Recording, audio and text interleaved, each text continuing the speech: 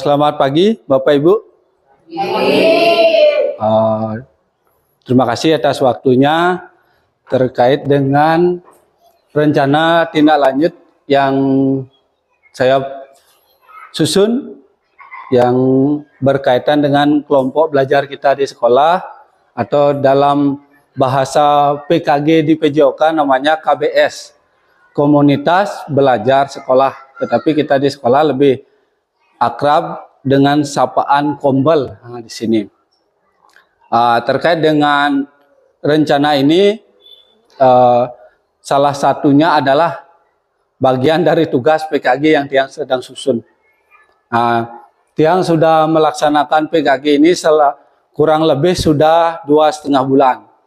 Dan pada bulan Agustus ini adalah bulan terakhir, dan di sini ada rencana tindak lanjut yang harus Tiang sampaikan ke teman-teman di Kombel niki. Yang pertama terkait dengan materi yang akan Tiang bawakan di Kombel adalah pengembangan konsep pendidikan gerak pada materi senam lantai dengan mengimplementasinya ke dalam bentuk rangkaian gerak sederhana nih. Nah, niki judulnya. Dari judul ini akan turun ke latar belakang. Nah, di sini latar belakang yang Tiang ambil adalah bagaimana PKG itu adalah sebuah program pemerintah, di mana Kemendikbud sebagai induknya terus menurunkan ke BGP atau Balai Guru Penggerak, yang kalau kita di Bali, kita di bawah BGP Provinsi Bali. Dari kegiatan PKG ini, Tiang sudah melakukan kegiatan secara luring atau asinkron, sinkronus selama kurang lebih sudah 2 bulan. Kalau pertemuannya sudah sekitar 15 kali pertemuan. Terus di kegiatan luring sudah dilaksanakan pada tanggal 8 Juli sampai 15 Juli yang bertepat di BGP Bali, tepatnya di Kota Denpasar. Dalam pengembangan pembelajaran luring yang sudah berjalan di BGP Bali, Tiang ditekankan ada 3 konsep yang harus dikuasai oleh guru olahraga. Khususnya yang pertama terkait dengan konsep pendidikan gerak, terus konsep kebugaran, dan yang terakhir ada Sport Education Model atau SEM. Nah, dan SEM ini sudah juga pernah Tiang buatkan video pembelajaran bersama anak-anak kelas 5. Nah, dari ketiga jenis ini, konsep pendidik gerak yang ada di sana, di dalam pendidik konsep gerak itu ada konsep gerak tubuh, konsep gerak waktu, konsep gerak ruang, dan konsep keterhubungan. Dari ketiga konsep ini akan menjadi sebuah keterhubungan di konsep keterhubungan. Nah, ini terkait dengan konsep pendidik gerak. Terus terkait dengan konsep pendidikan kebugaran, di sini seorang guru olahraga dituntut agar bisa menyampaikan ke peserta didik untuk bagaimana cara menjaga kebugaran agar bisa gaya hidup berkelanjutan, sehat berkelanjutan, gitu tujuannya. Nah, di sini kalau dari konsep kebugaran akan ada namanya PIT. PIT itu ada frekuensi, intensitas, time, dan tipe. Ada 4 nih. Dan juga sudah yang coba terapkan ke anak-anak kelas 5 lewat model pelatihan di rumah nih. Sudah nih yang terapkan. Dan terakhir nih Sport Education Model atau SEM. Kemarin waktu kegiatan aksi nyata sudah yang terapkan terkait dengan SEM di sini. Untuk latar belakang yang paling utama dalam rencana tindak lanjut ini adalah bagaimana kita seorang guru bisa aplikasikan 3 hal. Yang pertama adalah voice nih suara. Yang kedua namanya choice, kepemilikan. Yang ketiga pilihan. Yang ketiga namanya ownership itu kepemilikan. 3 hal ini harus kita bisa terapkan di dalam pendidikan nih ke. Bagaimana yang pertama terkait dengan voice, bagaimana kita bisa mendengarkan suara anak, apa yang dibutuhkan anak, apa yang ingin disampaikan anak, itu yang perlu kita catat nih ke di voice atau suara. Yang terkait kedua nih ke choice, pilihan. Nah, di sini choice ini berkaitan dengan apa minat mereka gitu. Misalnya kita punya rancangan pembelajaran terkait dengan kalau tiang di olahraga berkaitan dengan senam ini, tiang nanti akan memberikan 5 pilihan. Tetapi mereka akan memilih 3 gerakan yang dianggap mereka bisa lakukan untuk dirangkai menjadi sebuah gerakan sederhana nih. Nah, nih terkait dengan ownership, kepemilikan, bagaimana nanti kelompok siswa nih peserta didik nih bisa memiliki konsep untuk rasa kepemilikan terhadap gerakan yang sudah disepakati nih choice, voice, choice, dan ownership nih yang menjadi kunci sebenarnya kita di Kombel.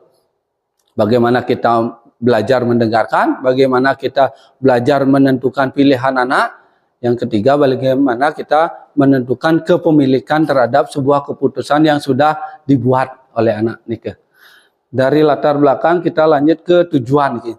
Nah, dari rencana yang tindak lanjut yang tiang susun terkait dengan materi senam lantai, di sini tiang akan membentuk sebuah 3 kerangka tujuan pembelajarannya. Kegiatannya yang pertama, peserta didik mampu memahami pentingnya konsep pendidikan gerak dalam pembelajaran dan kehidupan sehari-hari. Nah, terkadang anak-anak kita selalu melupakan konsep pendidikan gerak. Nah, contoh sederhananya, ada anak-anak yang masih tidak tahu kanan dan kiri. Itu yang PR kita bersama, bahwa mereka belum ada yang belum tahu loh, ini kanan sama kiri. Nah, itu adalah pendidikan konsep gerak. Itu terkait dengan tubuh, waktu, ruang, dan keterhubungan.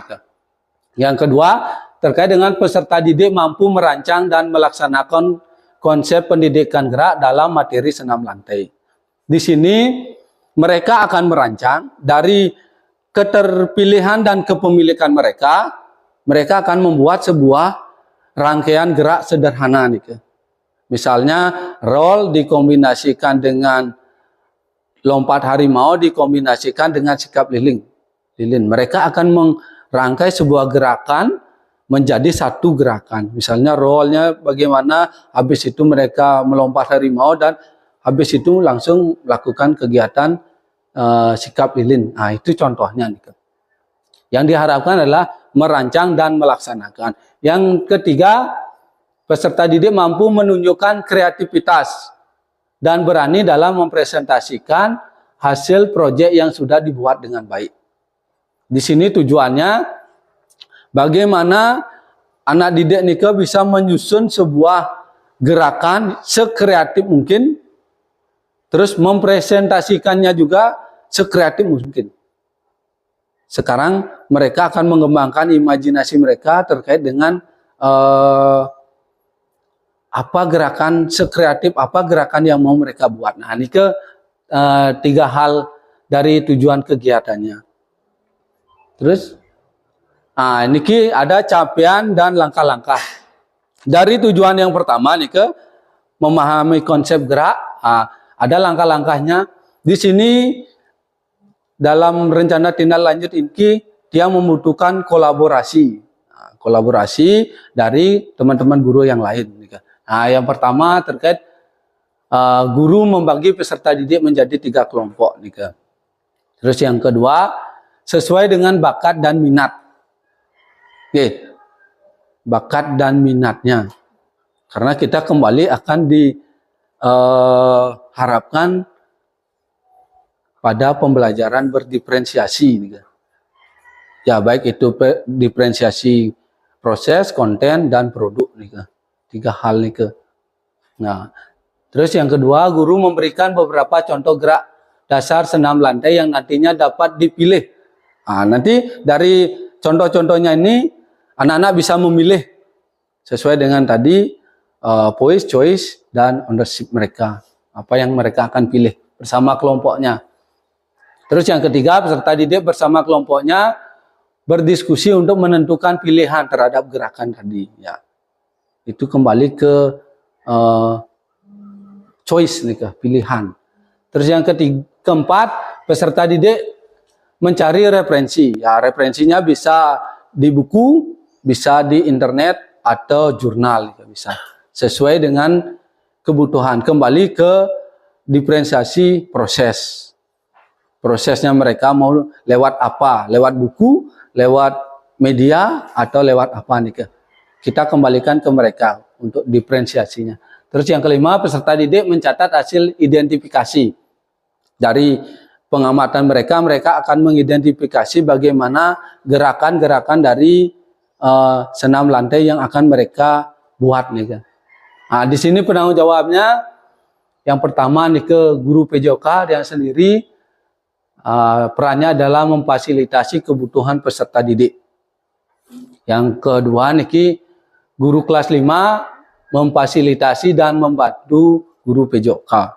Yang ketiga niki peserta didik sendiri sebagai pemeran utama dalam proses pembelajaran. Nah, niki rencananya waktu kegiatan niki yang akan laksanakan pada Selasa dan Rabu 3 sampai 4 September 2024 pada pelajaran PJOK nih kan.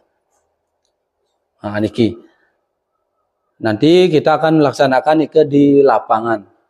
Terkait dengan tujuan yang kedua, peserta didik mampu merancang dan melaksanakan. Nah, di sini ada 4 langkah-langkahnya. Nah, peserta didik bersama kelompok berdiskusi terkait dengan rancangan rangkaian gerak dasar senam lantai. Yang kedua, peserta didik menunjuk salah satu temannya sebagai pemandu dan yang lainnya berperan sebagai pelaksana gerak.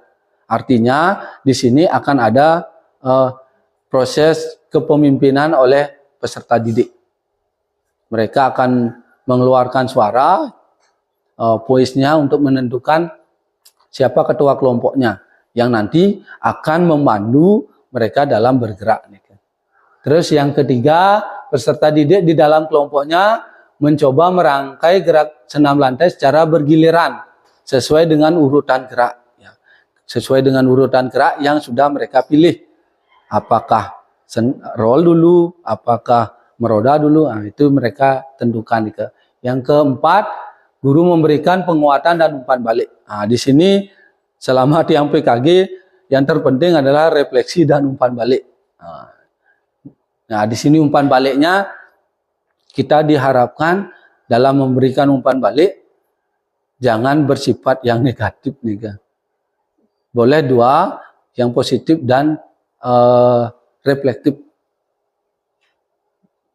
Dia harus memilih, kita harus memberikan umpan balik yang bersifat membangun, terus umpan balik yang bersifat reflektif atau memberikan masukan gitu. Itu yang ditekankan. Terus penanggung jawabnya sama nih ke guru PJOK, guru kelas 5 dan peserta didik. Nah, di sini baru peran guru kelas 5 adalah memberikan masukan dan saran dan menyusun rubrik penilaian.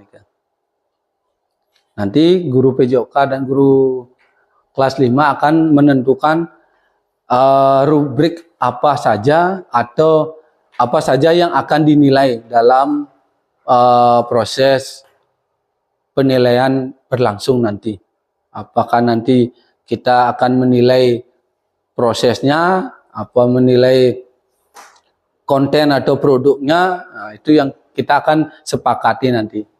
Nah, untuk waktu kegiatan ini pelaksanaan pada tanggal 9 September 2024 bertepat juga di lapangan Sekolah SD Negeri 4 Tegalalang juga nih kan.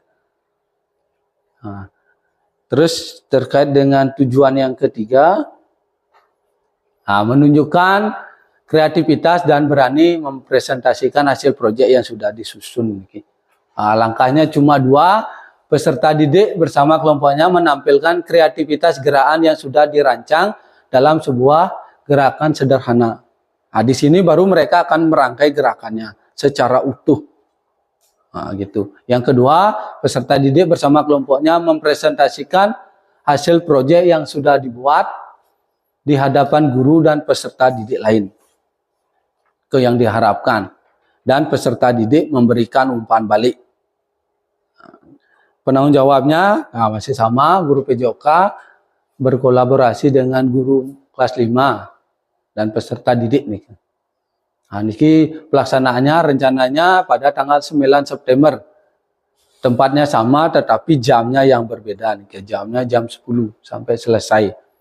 Di sini bagaimana peserta didik diharapkan sekreatif mungkin membuat gerakan, membuat mempresentasikan ke secara kreatif, sekreatif mungkin mereka untuk membuatnya nih ke. Terus struktur program dan mitra dalam komunitas. Di sini target pembelajaran yang ingin dicapai adalah pada kelas 5 fase C mampu memahami tentang konsep pendidikan gerak yang pertama. Terus yang kedua mampu merancang dan melaksanakan. Yang ketiga mampu membuat rangkaian sekreatif mungkin dan mempresentasikannya di depan kelas. Oke. Terkait dengan proyek ini semua anggota komunitas dilibatkan. KBS yang ada di sekolah, anggotanya semua dilibatkan. Di sini ada kepala sekolah. Kepala sekolah dalam hal ini memiliki peranan sebagai aset sosial dan politik. Artinya aset sosialnya bisa berkoordinasi dengan teman guru, aset politiknya adalah bagaimana kepala sekolah bisa mengarahkan guru lain sesuai dengan kapasitas atau tanggung jawabnya di sekolah. Terus guru PJOK sebagai motor penggerak dalam kegiatan proyek ini. Yang bertanggung jawab secara besar untuk lancarnya kegiatan proyek ini. Terus terkait dengan aset, di sini ada aset yang kita bisa lihat pernyataan tentang kapasitas yang dimiliki sekolah atau aset based thinking aset yang bersifat kekuatan. Aset yang bersifat kekuatan ada 7 aset. Ada aset manusia, sosial, politik, lingkungan, fisik. Terus lagi 2 finansial. Semua harus berkaitan. Contohnya kalau kita di sekolah kita punya aspek manusianya. Terus yang kedua ada aspek lingkungan atau fisik Fisiknya kita punya halaman yang luas sebagai tempat berolahraga. Ada ruang kelas ada bangku yang memadai, itu disebut aset fisiknya.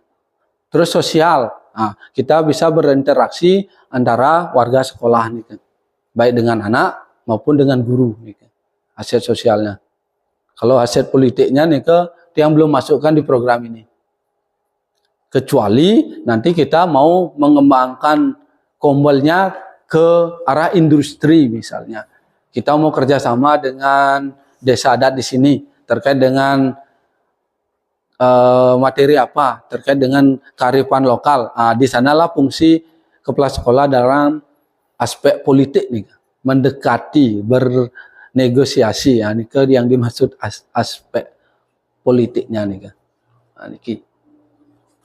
yang rencana evaluasinya ada 3 Yang pertama penilaian dari proses perencanaan.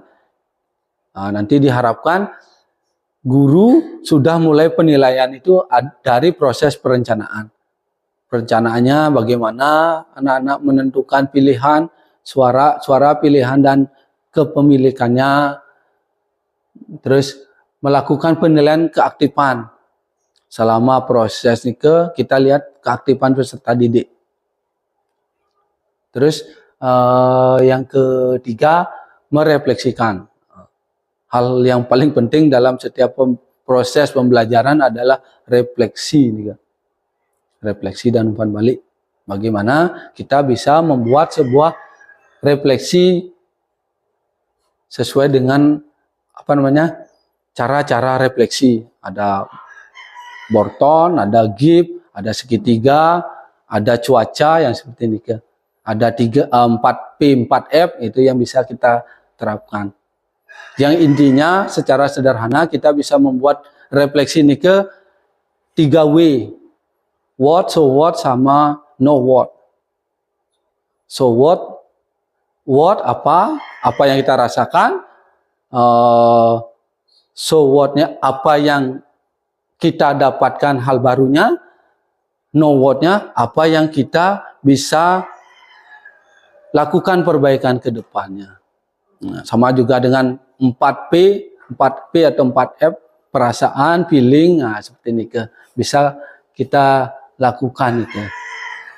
Nah, kemarin juga yang sudah melakukan refleksi sebenarnya terhadap anak kelas 6 dan ada beberapa masukan yang diberikan anak kelas 6. Umpan baliknya sudah ada nih terkait dengan proses pembelajaran yang di lapangan. Nah, kemungkinan tantangannya di sini ada 2 tantangannya. Karena kita akan berkaitan dengan senam lantai, pertama pasti mereka takut.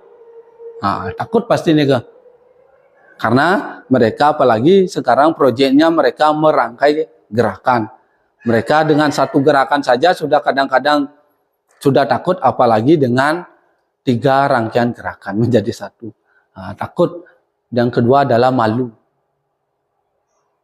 Pasti malu anak-anak kita untuk melakukan gerakan, apalagi kelas tinggi, kelas 5, kelas 6 itu.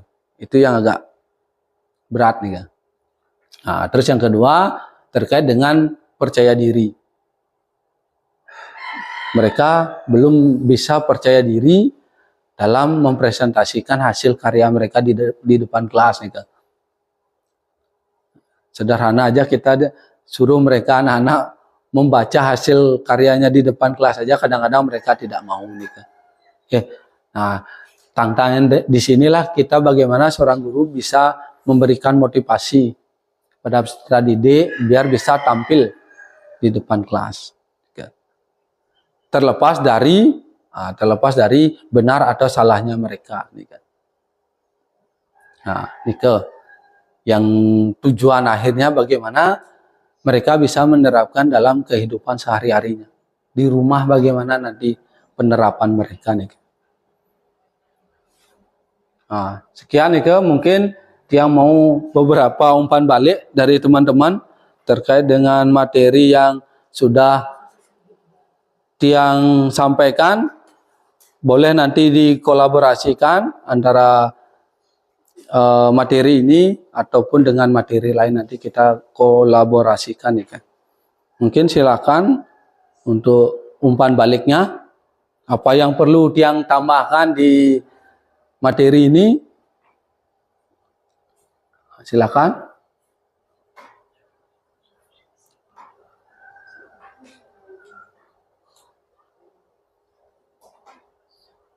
Silakan, bisa di umpan baliknya.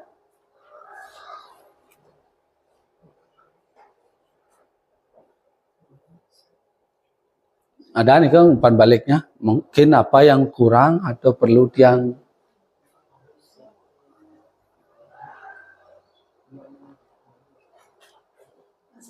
Ya, silakan.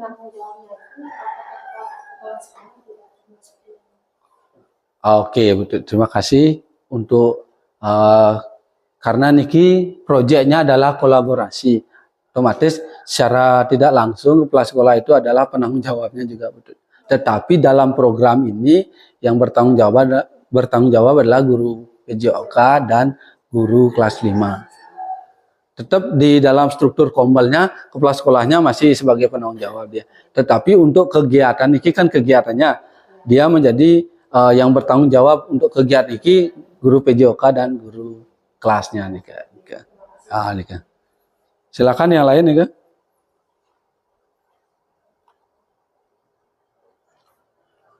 Mungkin masih bingung terkait dengan voice choice ownership nih Kak. Masih bingung kadang-kadang.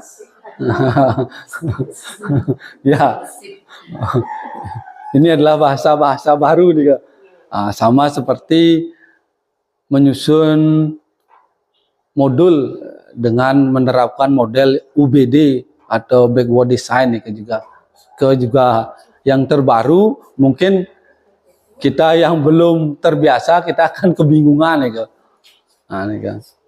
UBD atau backward design nih Kak. Bagaimana menyusun modulnya nih Kak. Ada lagi nih Kak? Bisa terkait masukannya. Ini adalah rancangan. Nah, kembali yang tekankan ini adalah sebuah rancangan. Rancangan ini akan bisa berubah. Oke, karena niki di PKG kita ditekankan untuk merancang, melaksanakan ya itu. Lebih banyak merancang, melaksanakan. Sama kemarin yang aksi nyata merancang dulu, habis itu buat aksi nyata. Sekarang merancang, nanti akan ada bukti karya gitu nih kan. Ada runtutan-runtutan yang harus dilewati nih kan. Ada Mali?